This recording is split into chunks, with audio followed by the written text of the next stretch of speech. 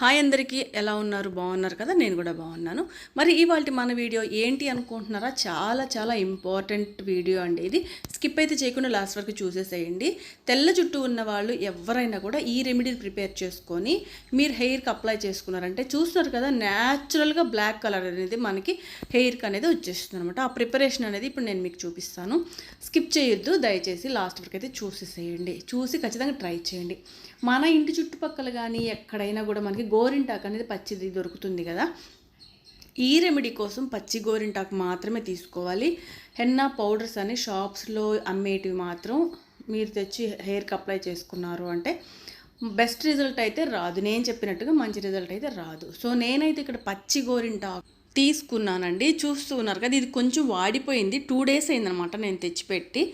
So ఇప్పుడైతే నాకు time కుదిరింది. సో నేను అందుకని ప్రిపేర్ చేస్తున్నాను. గోరింటాకులో కొద్దిగా వాటర్ యాడ్ చేసి నిమ్మకాయ జ్యూస్ పిండి మెత్తగా ఈ విధంగా పేస్ట్ అయితే చేసేసుకున్నాను అనమాట.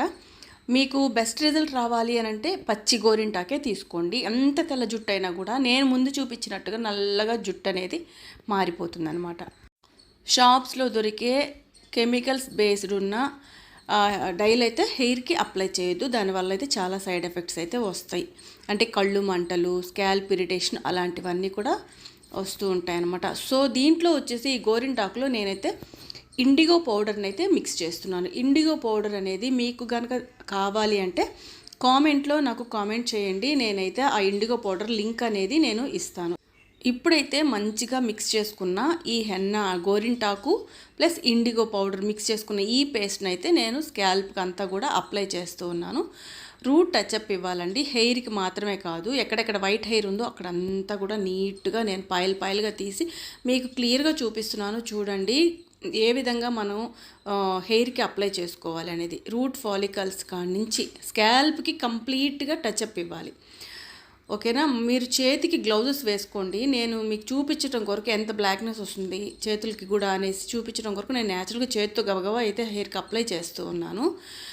సో మీరు కనుక అప్లై చేసుకునేటప్పుడు ఈ విధంగా హెయిర్కి అయితే మర్చిపోకుండా గ్లౌజెస్ వేసుకోండి. మరి ఈ ప్యాక్ అనేది మన మీద పడినప్పుడు అంటే షోల్డర్స్ దగ్గర కానీ స్కిన్ మీద పడ్డప్పుడు కొంచెం కలర్ చేంజ్ అవుతుంది, బ్లాక్ కలర్ వస్తుంది. సో ఏదన్నా క్లాత్ వేసుకోండి.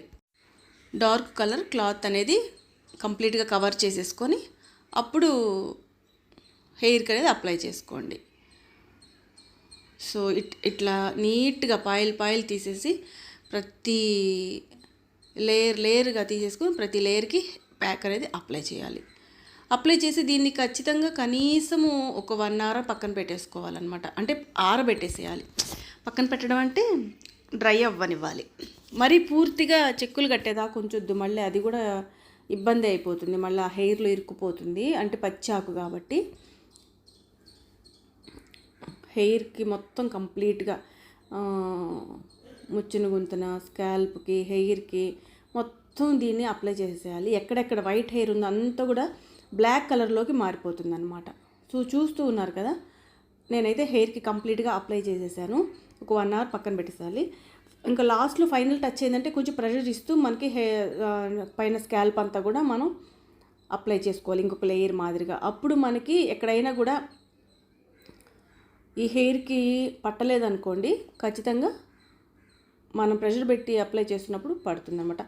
మరి ముఖ్యంగా చెవులు భాగంలో, నుదురు భాగంలో ఇది కొద్దిగా ఎక్కువ థిక్గా అప్లై చేసుకోవాలి. ఎందుకంటే ఆల్మోస్ట్ చాలామందికి కూడా ఆ క్యాజువల్గా అక్కడే ఉంటుంది అనమాట వైట్ హెయిర్ అనేది.